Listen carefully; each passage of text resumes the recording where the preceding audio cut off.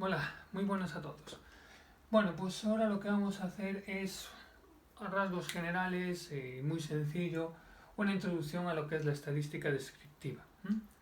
Bueno, la estadística es una parte de las matemáticas que se encarga de analizar los datos, recopilar datos, elaborar gráficos, ¿no? Y para ver un poco cómo se puede utilizar, luego sacar conclusiones, cuál es la media, cuál es la desviación, bueno, todo este tipo de cosas.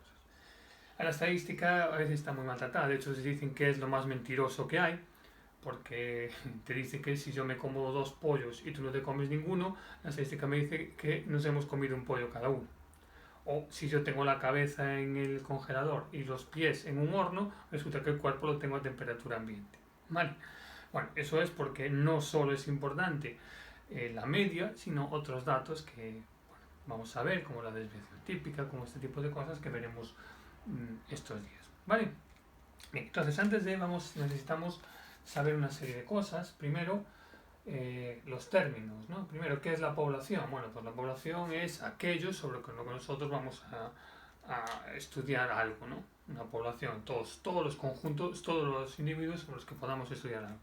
Pero no vamos a coger todos los elementos de la población, sino que lo que nosotros hacemos es una muestra, ¿vale? Es decir, nosotros nos quedamos con una pequeña muestra. Si queremos analizar pues toda la calidad del agua de una piscina, cogemos una muestra de la piscina, una pequeña parte de la piscina, ¿no? Cuanto mejor sea esta muestra, más representativa sea, pues los datos van a ser más fiables, ¿vale?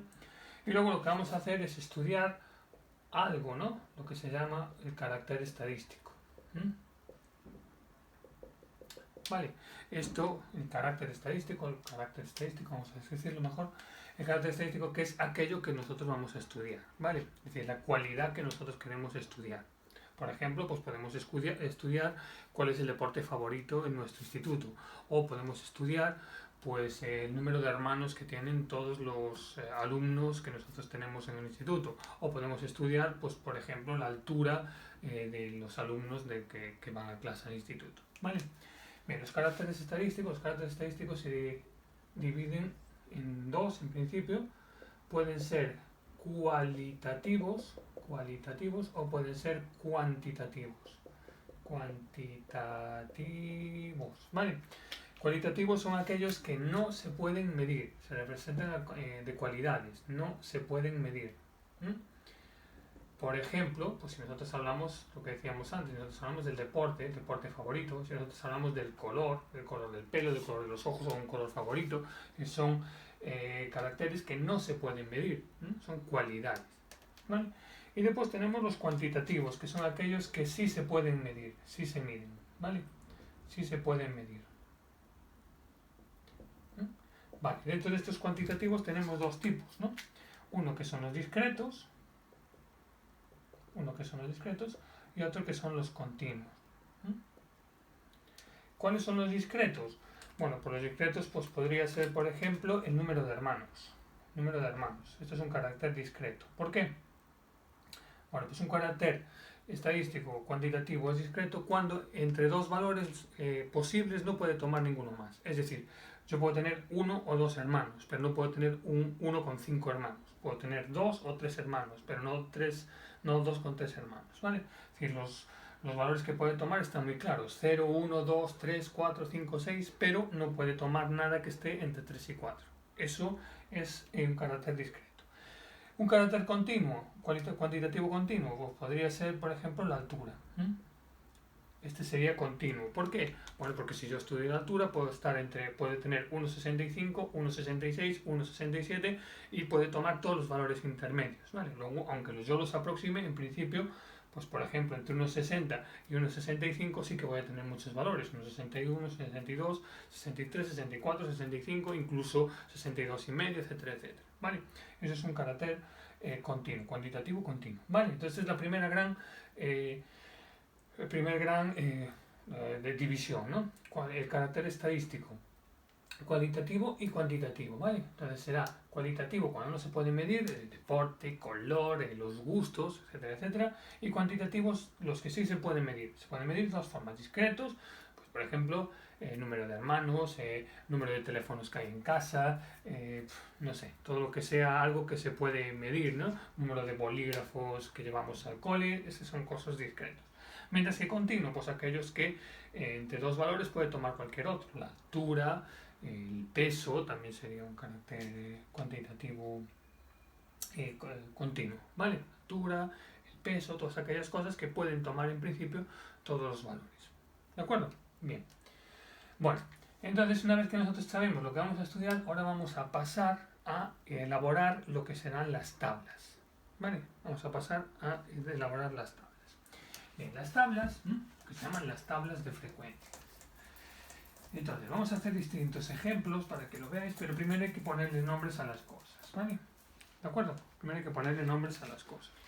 Entonces, vamos a hablar un poquito de lo que son las tablas de frecuencias.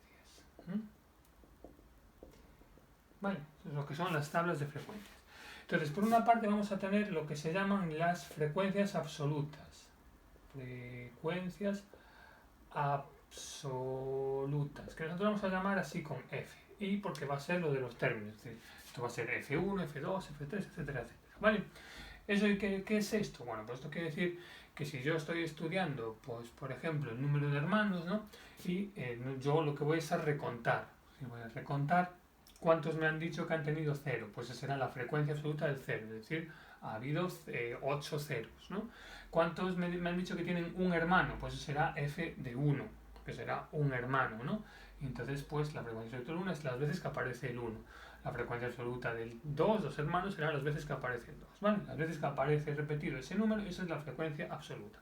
Fijaos que si nosotros hacemos la suma de todas ellas, F1 más F2 de todas las posibles frecuencias, nos tiene que dar n, que es el número total de datos. ¿Vale? ¿De acuerdo? Es el número total de datos. Es decir, que si yo le pregunto a 40 alumnos,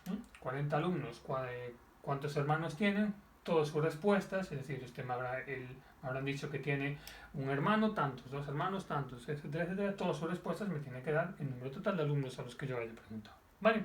Esas son las frecuencias absolutas. Luego con un ejemplo lo vamos a ver mejor. ¿Vale? Bien. Después tenemos las frecuencias relativas. Las frecuencias relativas. Bien, las frecuencias relativas es lo mismo, son las frecuencias absolutas, pero partido por el número de datos. ¿Vale? Frecuencias absolutas partido por el número de datos. Este se le suele escribir con la letra H, las frecuencias relativas. Y básicamente nos ayudan porque son un tanto por uno, eso sería un tanto por uno y nos permite calcular perfectamente o bien el tanto por uno o bien el tanto por 100.